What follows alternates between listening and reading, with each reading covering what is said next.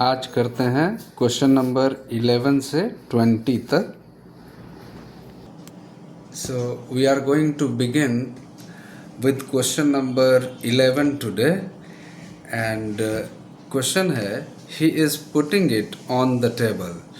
और साइड में इसके जो इंस्ट्रक्शन है वो है क्वेश्चन बनाने के लिए. So let's see how the assertive sentence can be converted into interrogative sentence.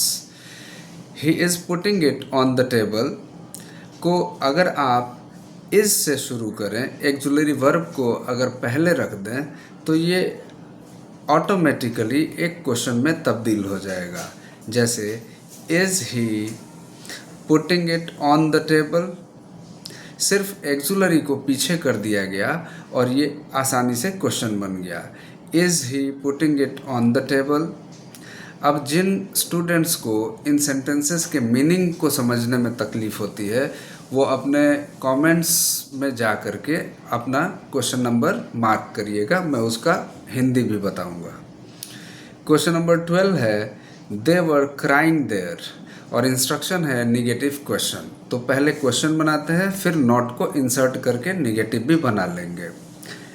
तो ठीक उसी तरीके से एक्जुलरी वर को पीछे लेते हैं और दे को आगे करते हैं. तो वर दे क्राइंग देयर, लेकिन अभी तक ये सेंटेंस निगेटिव नहीं बना, सिर्फ क्वेश्चन बना है. और निगेटिव बनाने के लिए नॉट को इंसर्ट करना है. तो वर दे नॉट यहाँ पर इंसर्ट करिए, were they not crying there. Question number 13 you helped me then, negative बनाना है. तो निगेटिव बनाने के लिए एक एक्जुलरी चाहिए जिसके साथ हम नॉट को प्लेस करेंगे. तो अब देखना होगा कि सेंटेंस में वर्ब के किस फॉर्म का इस्तेमाल है, कौन सा टेंस है. तो हेल्प्ड V2 का इस्तेमाल है जो कि सिंपल पास्ट टेंस में V2 इस्तेमाल होता है. अब आपको एक्जुलरी सिंपल पास्ट में डिड है तो आप डिड के साथ नॉट लगा के और वर्ब के फर्स्ट फॉर्म को इंट्रोड्यूस कीजिए यहाँ पर. तो बन जाएगा answer you did not help me then. You did not help me then is the required sentence. Question number 14 है मुकुल विल बी सक्सेसफुल और इसको भी बनाना है निगेटिव क्वेश्चन. तो विल जो एक्जुलरी वर्ब है उसको पीछे लीजिए, विल मुकुल नॉट को यहाँ डाल दीजिए, will Mukul not be successful, और ये है आपका question. Question number 15 Tom drove the scooter fast और इसको बनाना है क्वेश्चन. तो ड्रोव ड्राइव का सेकंड फॉर्म है, वर्ब का सेकंड फॉर्म है. इससे पता चलता है कि ये सिंपल पास्ट टेंस है और सिंपल पास्ट को निगेटिव बनाने के लिए डिड नॉट का प्रयोग किया जाता है.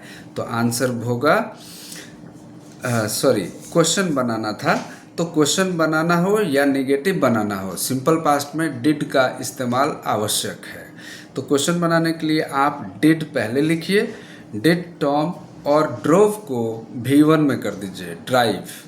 Did Tom drive the scooter fast, ये आपका क्वेश्चन बन गया सिंपल पास्ट में.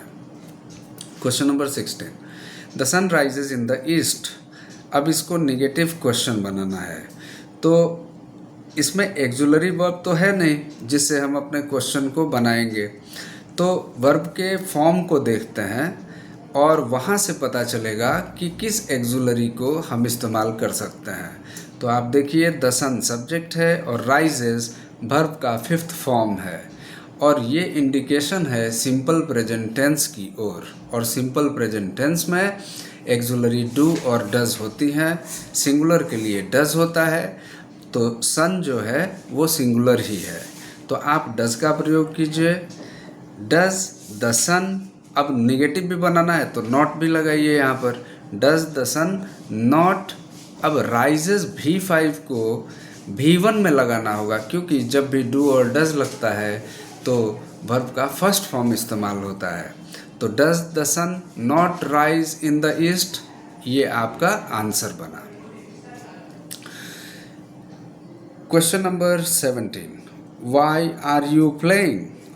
अब ये ये है तो एक इंट्रोगेटिव सेंटेंस, लेकिन इसको बनाना है निगेटिव।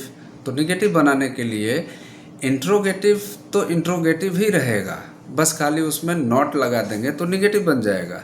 जैसे वाई आर यू प्लेइंग है तो आप बोलिए why are you not playing, और ये निगेटिव बन गया, निगेटिव क्वेश्चन।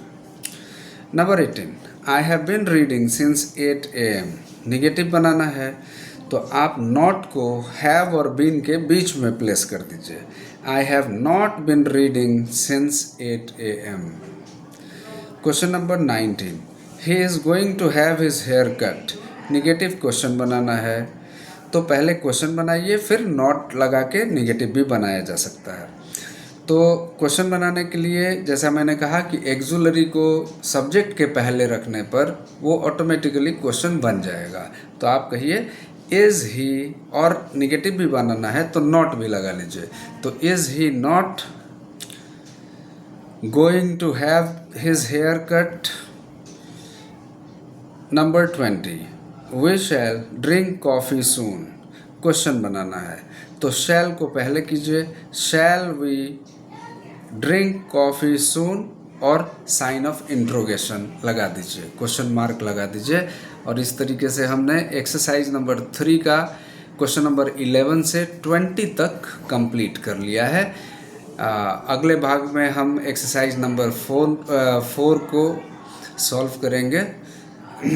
और कोई आपका पर्सनल प्रॉब्लम हो तो कमेंट में आप ज़रूर लिखिएगा, मैं उसके रिगार्डिंग वीडियो अपलोड कर दूंगा।